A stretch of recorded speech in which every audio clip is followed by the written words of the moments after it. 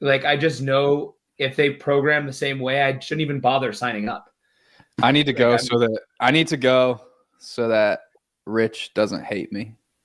Why do you think he hates you, bro? He I don't know, man. He's got a feeling. I just got this feeling. I pulled out because my shoulder was hurt, and then a bunch of other people said the same thing, and my shoulder was.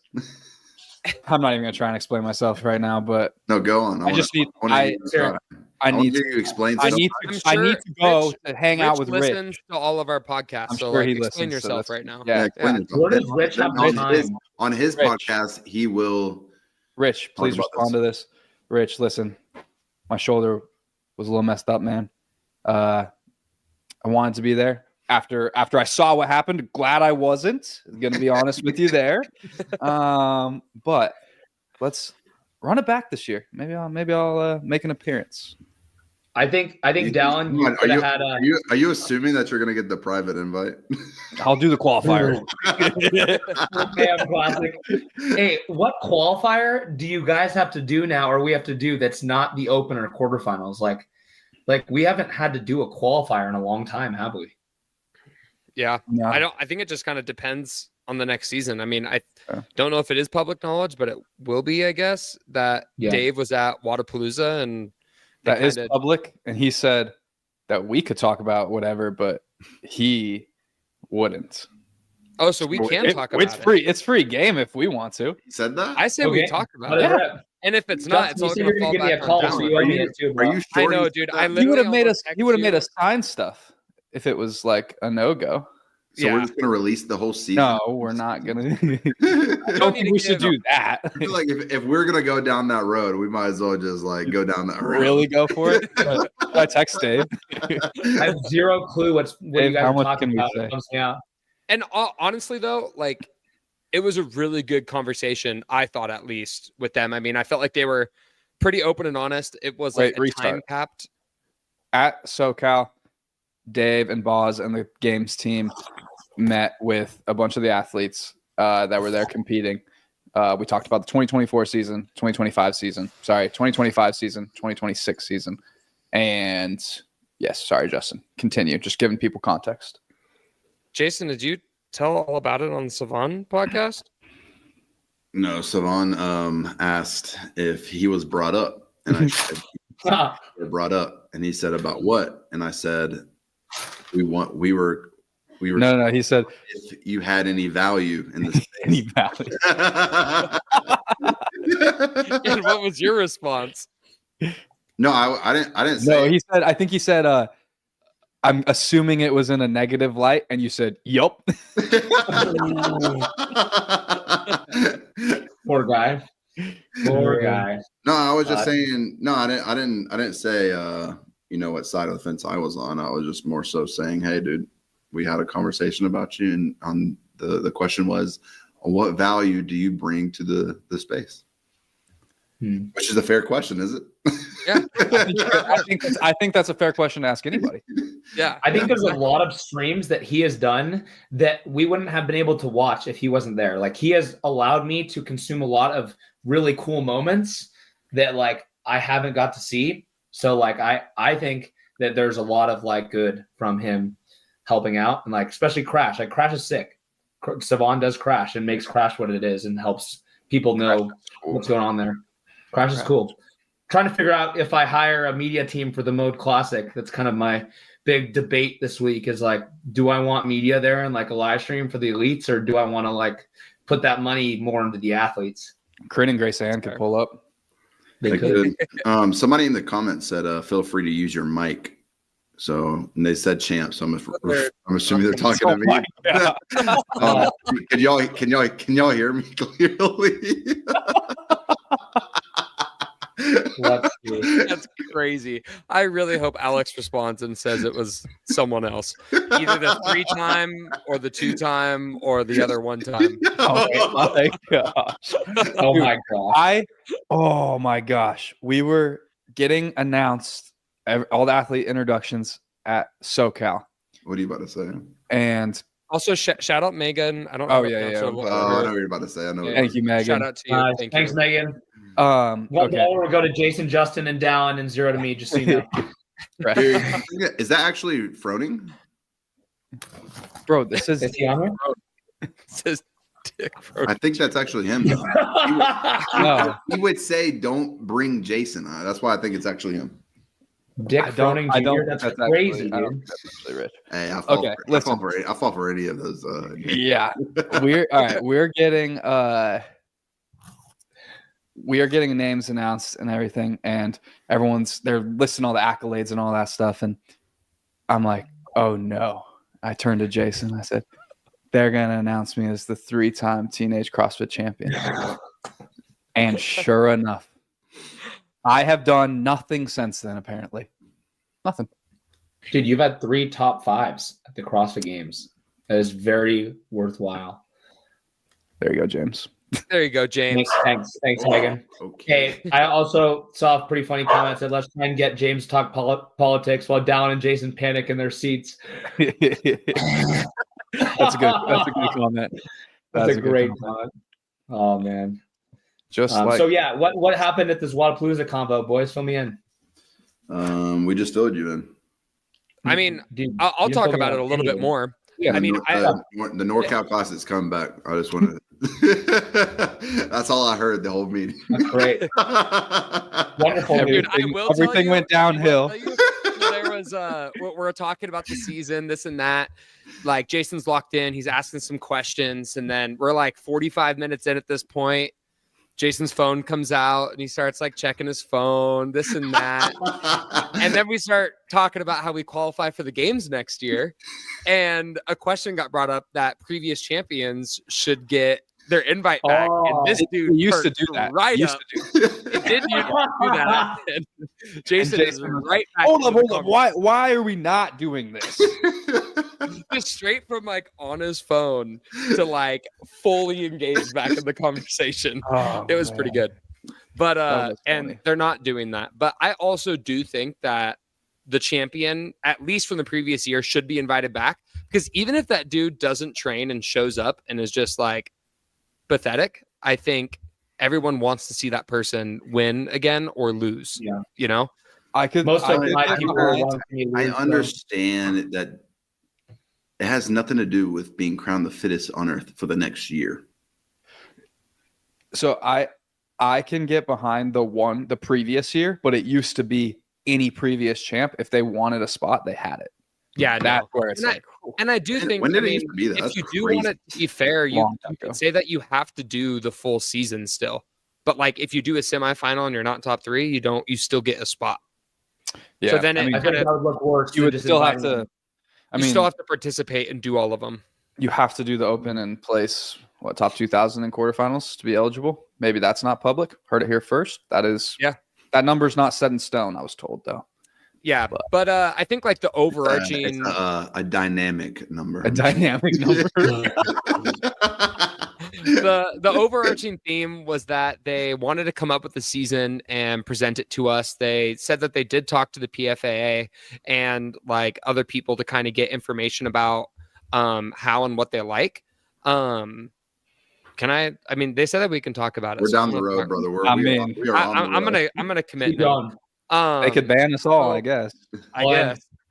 They said that we're gonna have the Open. They're gonna bring back quarterfinals. They said that there was a lot of positive engagement in that, like through the communities, that felt like in affiliates, people really looked forward to doing that. And that's like a lot of people's semifinal, which I think is great. I can get behind that. Which I can get behind 100%. They talked about how the semifinals is just going to be like an alteration from the Open through video standard wise. Sorry, I'm confused at what you said there. Yes, quarterfinals and the Open, the video standards for like submitting are like similar to where you're not going to have to do like online semifinals, have a judge go through these courses, have to do an affiliate, this and that. Yeah. It's just trying to be top 2,000, submitting your score. If you're in like a position to win money, then you get, right? You have to submit, and then you have to submit videos and stuff. Quarterfinals may have some money. Push for that, everybody. Appreciate you. 100%. I think it'll be more exciting based on So incentive to push for the top people trying to qualify for the CrossFit Games. Yeah. Going into semifinals for the year, I think that they're planning on doing